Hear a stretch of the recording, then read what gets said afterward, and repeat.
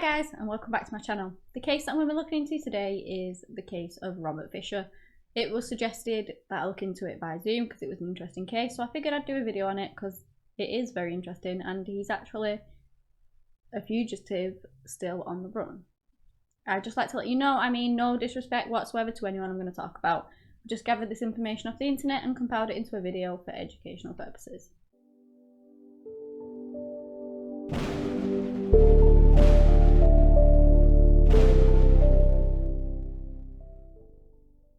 Robert William Fischer was born on the 13th of April in 1961 to his parents William Fischer and Jan Howell, and they all lived in Brooklyn in New York in the USA. Now he was actually one of 3 children, and at the age of 15 his parents actually split up and they got a divorce and they each found kind of new partners. Robert ended up living with his father and he did get a new wife, and obviously that was then his stepmother. But he never really had a good relationship with her, he didn't really get on with her, and this divorce that his parents had really did have long-lasting effects on his life, unfortunately. He even did state later on, many years later, to a co-worker that if Jan hadn't actually left the family, that his life would have been totally different. So in his eyes, it truly did affect him, and like I said, he had these long-lasting effects because of it.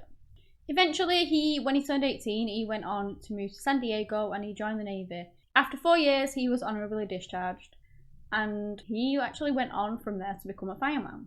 Around about this time, he was dating a woman called Mary Cooper, and in 1987, the pair actually got married. Now, Robert was very much an outdoorsy person. He loved to kind of do lots of activities outside. He loved to fish, he loved to go hunting, and he had actually hunted from being a very young adult. And he absolutely enjoyed just spending his time in the outdoors. He also was a man of faith and he would attend church as much as he could. Now, Robert, as a fireman, actually got injured on the job and he required this surgery.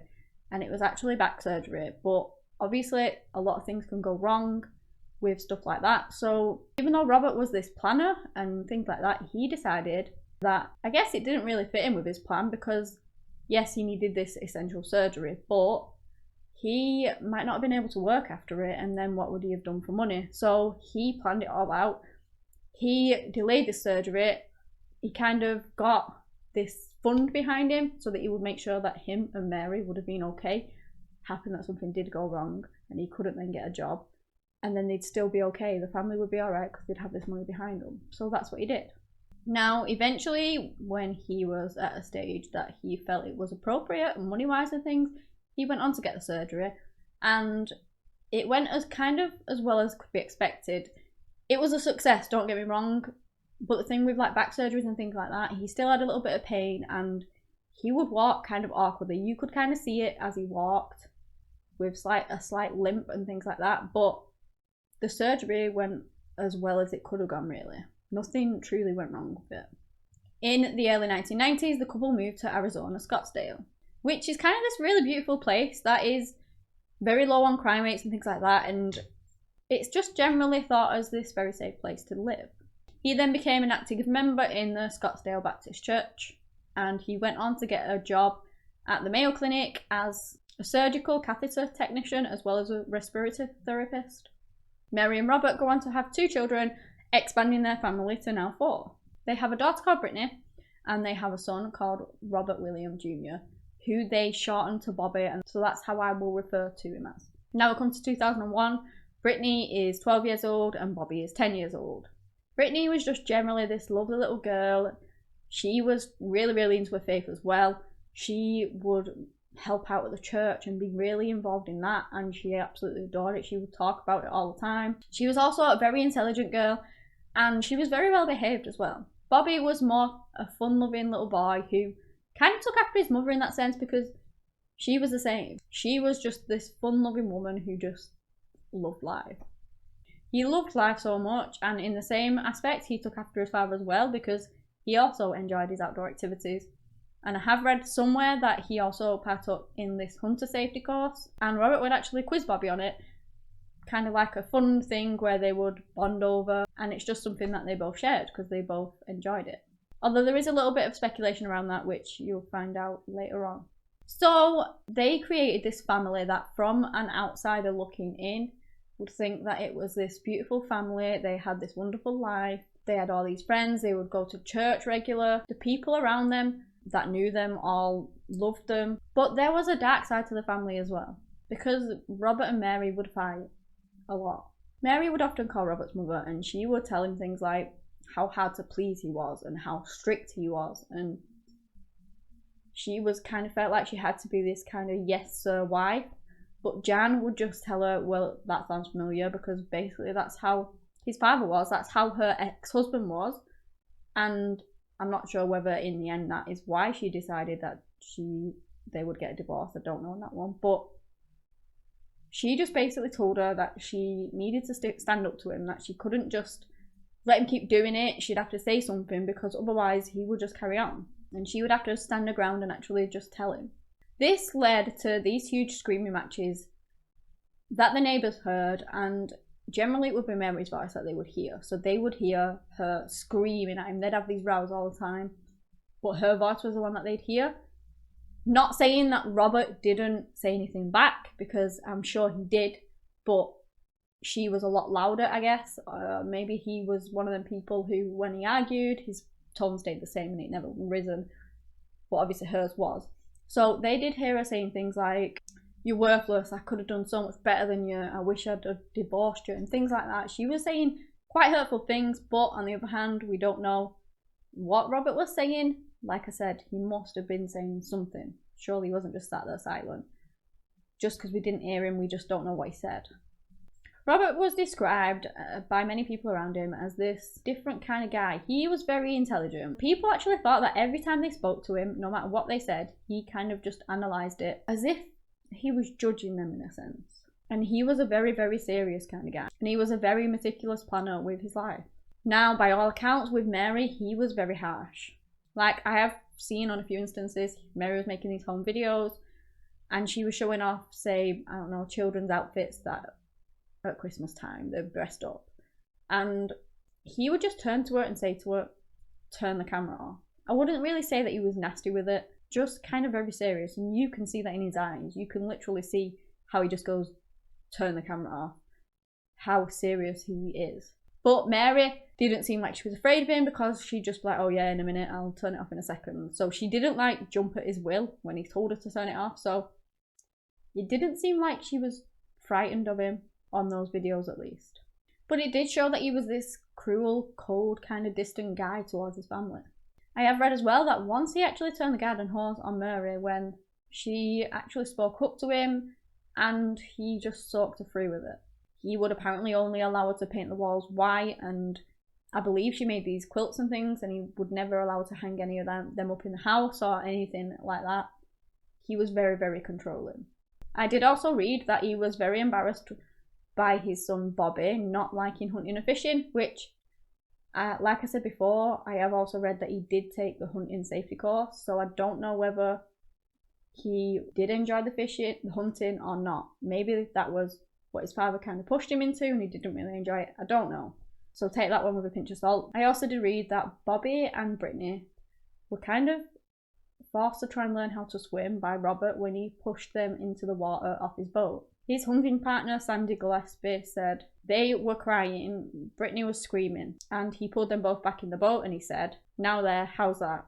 Despite all this, he did try and hold on to the image that he was this devoted father.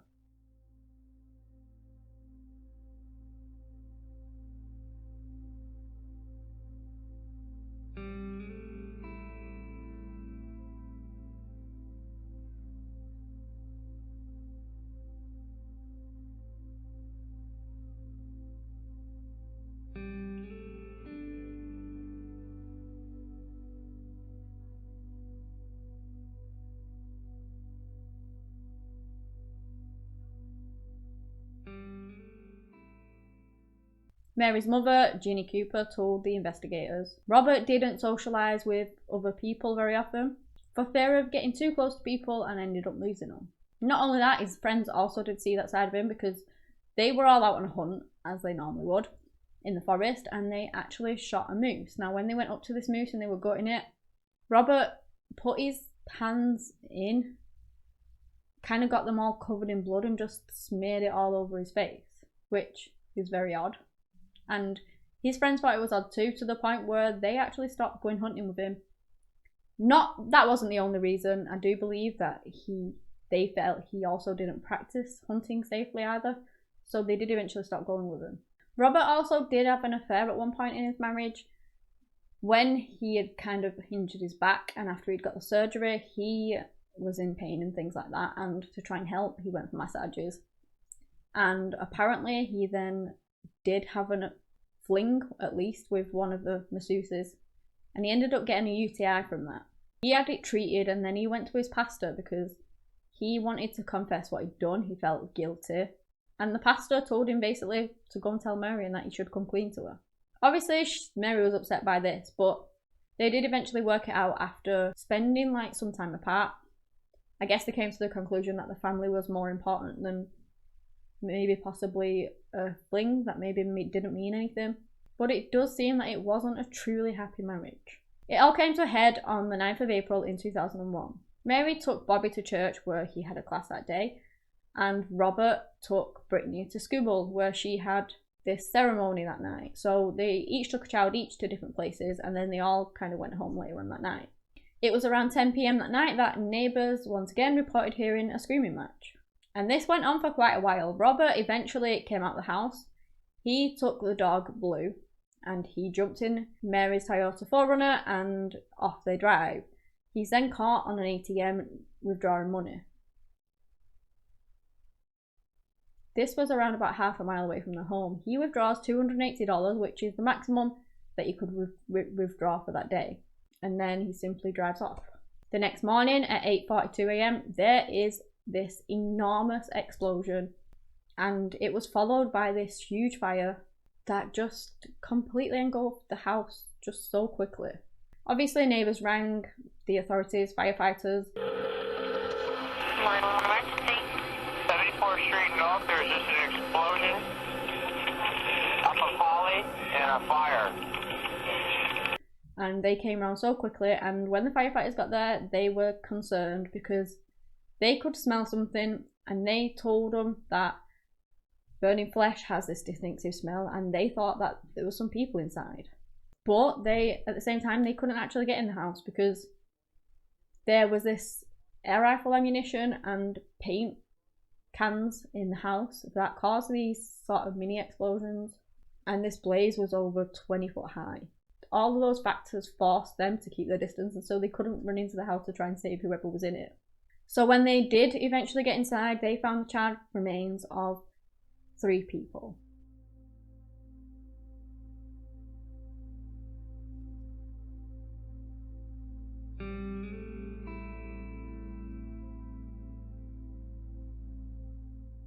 There was a woman and 2 children. And obviously, as you might have guessed, it was Mary, Brittany and Bobby. Mary was just 38 at the time, and her 2 children, Brittany was 12 and Bobby was 10.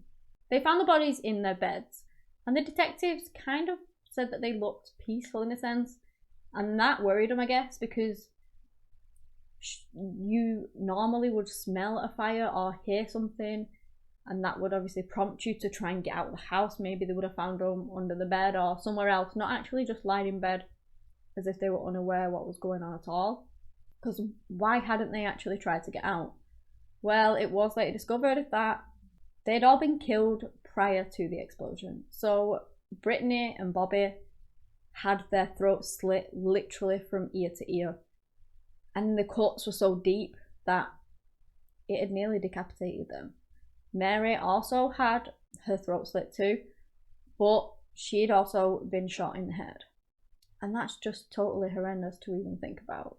They came to the conclusions that an accelerant was put all around the house over the bodies, and then they cut this gas line from the house's furnace, and that obviously allowed the gas to build up.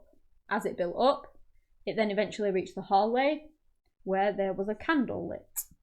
This candle had been sat there burning away as the gas was building up and building up until it reached the candle, and it just completely exploded everything. And this candle actually gave whoever did this 10 to 12 hour head start on the police. So it was quite an intelligent way to commit such a heinous crime. So they speak to the neighbours. Obviously, they found 3 members of the family. They don't know whether there's any more people who are part of this family, and they tell them about Robert. So they also tell them that obviously he's this avid hunter.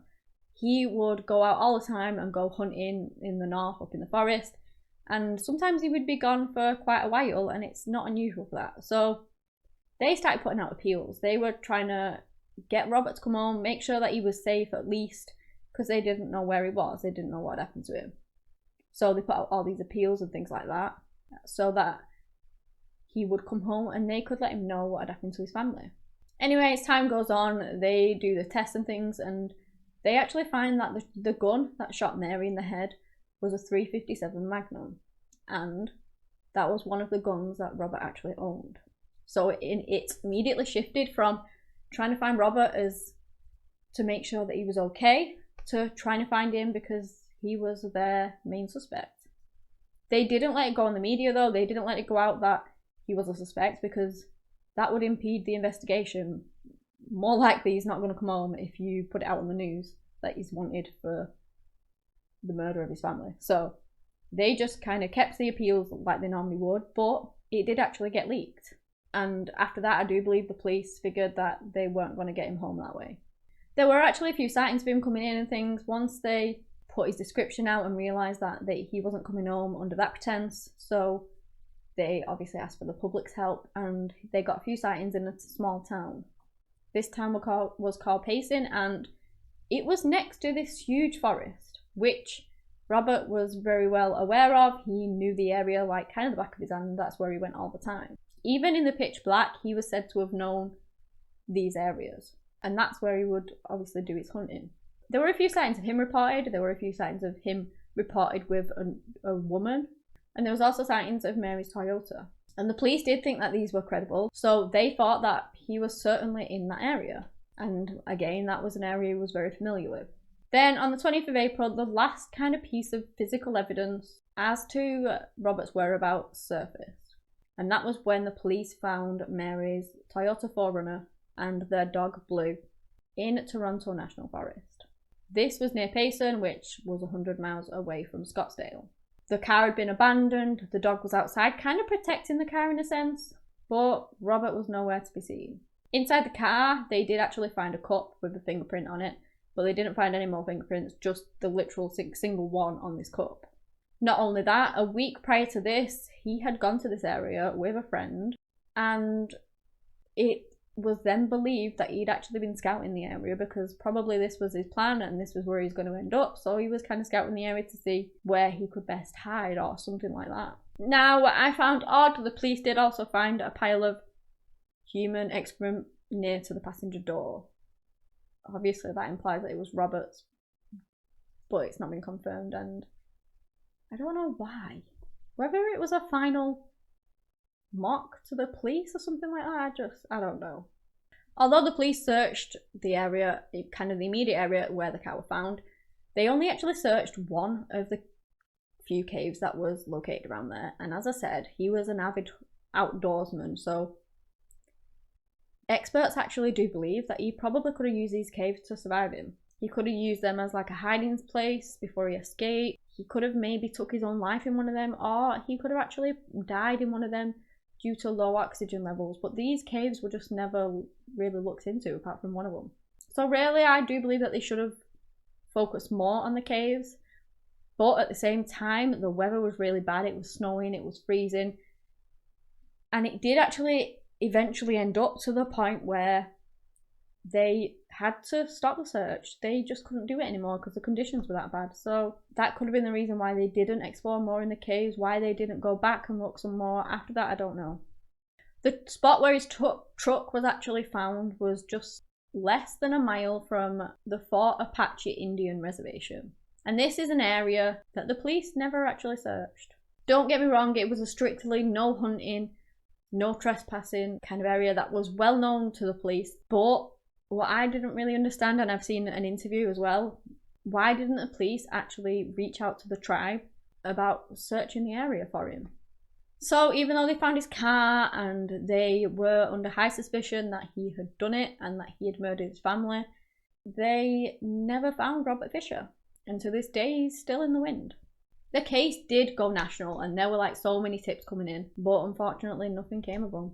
On 29th June in 2002, Robert was named by the FBI as the 475th fugitive to be placed on the 10 most wanted list. He was also on the America's Most Wanted Dirty Dozen list of its notorious fugitives. The FBI offers a reward of up to $100,000 for information leading to his capture.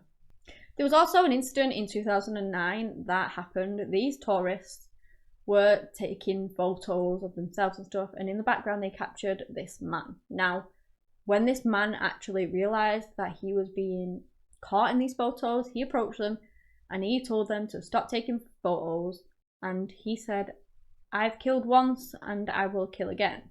So obviously scared, they reported him to the police. And they actually believed that it was Robert Fischer. The police have not released any information on this. They just said that they don't release information on active leads. So that could have been something they were following. However, that was 11 years ago now, and we still don't know anything about it. In April of 2016, FBI and Scottsdale police displayed these new age enhanced photos of Robert. And this was done during a news conference on the 15th anniversary of the murders. There's two main theories on this case, really. There's the one where Robert, in a rage, killed his family, but he didn't actually mean to. He kind of regretted what he'd done after, once he'd calmed down or whatever, and then he ran off to the wilderness, which is where he then took his own life, because he couldn't cope with what he'd done. And people believe that one day we might find his remains out there. This is also supported in a way, people believe, by the amount of money that he took. He literally took less than $300. And he had other accounts. He had all these other accounts that he could have taken money out of, but he didn't. And he's never taken money out of anything since. So people believe that with this little amount of money that he had, that he couldn't survive off it. And people believe that he, like I said, killed himself. The other is that he had been planning this for a long time. The woman that he'd been reportedly seen with, that potentially he was having an affair with her. He had convinced her to help him escape. And then obviously once that happened, he then broke it off with her. They believe he's somewhere living in the woods or in a different area, living a new life. And this is believed because he took most of his belongings when he left. His clothes, his guns and things like that. If your plan was to kill yourself, why would you feel the need to take all your things with you? Either way, there's no real evidence to say whether these are correct or incorrect. But personally, I do actually lean more towards that he is still alive and that he actually planned this entire thing. He was this really, really meticulous Navy man. He planned his entire life. And I do believe that he planned out the murder of his family too. Just take the candle, for instance. That candle gave him a 10 to 12 hour head start on the police before the house exploded. Nobody knew anything was wrong before that. That seems like a planned act, to me at least. That's just my personal opinion though, obviously, so if you guys think different or have a different theory on it, then please do let me know in the comments below. I'd love to hear what you guys think. Do you think that he is alive somewhere out there, or do you think that he killed himself? Robert is still a wanted fugitive, and the police are still very much trying to find this man and bring him to justice for what he did to his poor innocent family. He was around 40 years, I believe, when this actually happened. And that was 19 years ago now. So if he would still be alive, that would put him at the age of 59 now. I also did read that in the weeks leading up to Mary's murder, she actually told Robert that she had wanted a divorce. And it's widely believed that this could have been a motive. That he murdered his family because he felt threatened by Mary's intent to divorce him. And he didn't want Brittany and Bobby to go through what he did as a child. Like I said, he found his parents' divorce very disturbing and it unsettled his life and it gave him these long-lasting effects. So in his eyes, maybe he just didn't want his children to go through that, which I can obviously never understand because he didn't want his child to go through the sadness of a divorce, so he killed them both. It's just awful what happened to this family and my heart really does break for them. Mary and her children lost their lives and we still don't even know what happened to Robert. Will he ever? serve justice for what he did, we just don't know. If you guys have any more suggestions you'd like me to look into, please let me know, I'll look into them for you. Give this video a big thumbs up if you've enjoyed it, and subscribe to my channel if you like videos like this, similar content, things like that. You can watch them all. Anyway guys, that's all I have today on the case of Robert Fischer. Thank you so much for watching, and until next time, bye!